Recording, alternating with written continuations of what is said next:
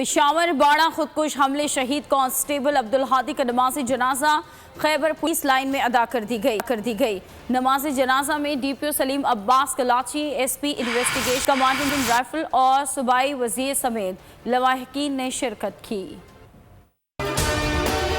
अगर आपको ये वीडियो पसंद आई है तो हमारे चैनल को सब्सक्राइब कीजिए और बेल आइकन के बटन को क्लिक कीजिए।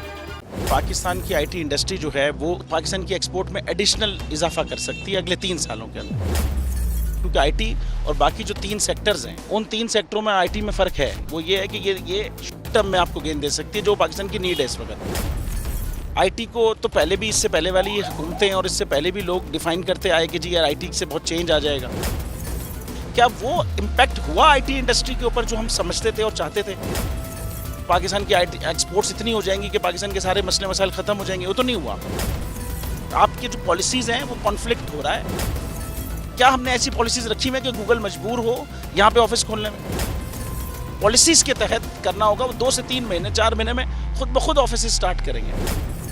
जो आपके मुल्क का आईटी का एंटरप्रेन्योर है, $100 मिलियन तो वो बाहरी अकाउंट रोक लेता है। आप उसको मोटिवेट करके उसको फिर फोकस करें, उस पर इंसेंटिव करें, वो आपको 100 आएगा तो आपका 5 टाइम्स इंक्रीज हो जाएगी फौरन। टेक्सटाइल में हम क्या करते हैं, हम उठाते हैं बाहर के किसी ब्रांड के लिए टी शर्ट यहाँ बनाते हैं, उसको दे देते हैं। लेकिन अब आईटी के बाद अगर आप अपना ब्रांड बना के लोगो वहाँ पे बेचेंगे, चाहे B2B बेचें चाहे B2C बेचें, पॉसिबल है। पाकिस्तान की जो एक्सपोर्ट में ये $30 अरब से ज़्यादा का इजाफा इससे हो जाना खाली यार। गवर्नमेंट के फंडों से इदारे बनाकर और उनके थ्रू कोई रेवोल्यूशन आ जाएगा, सवाल ही नहीं है। तो आपने इंतखाब सही कर लिया है, अब आगे चीज़ सही करनी है, बस आप सही डायरेक्शन में सही चीज़ होगी इंशाल्लाह। मैं समझता हूँ $50 अरब तक की आईटी अब एक्सपोर्ट में कंट्रीब्यूट कर सकता है पाकिस्तान। सब्सक्राइब करें और बेल दबाएं ताकि कोई खबर रह न जाए।